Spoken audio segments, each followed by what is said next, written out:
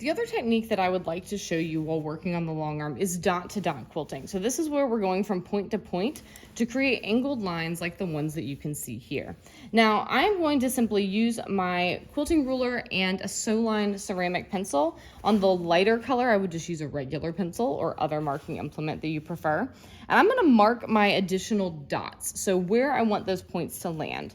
Now these middle lines here along our ruler are all 1 inch apart.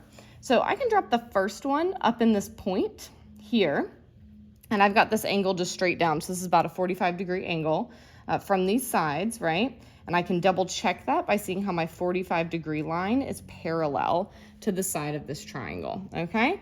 And then I'm gonna make a little mark at each of those 1 inch marks. I'm gonna make 4, because by the time I'm done with this quilt, I'm gonna have a total of 4 dot to dot sections coming up through here. We're gonna quilt 2 of them together now, all right? So having marked those lines, I now can drop my ruler, and what I do is, and this is, you know, oh so scientific, right? I line my ruler up from the ruler foot to the line where I want my needle to end. And then I bump that ruler down on this side, just a visual 1/4 of an inch, right? We've all been quilting for a long time. We can make a reasonable guess about a 1/4 of an inch.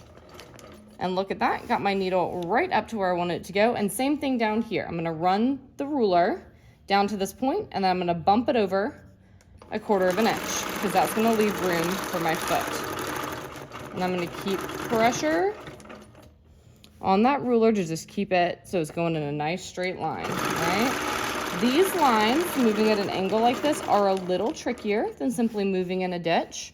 So take it slow, put a tiny bit of extra pressure on your ruler, all right? And don't be afraid to practice, practice, practice. And just like that, you can create nice, even dot to dot lines right there on your quilt.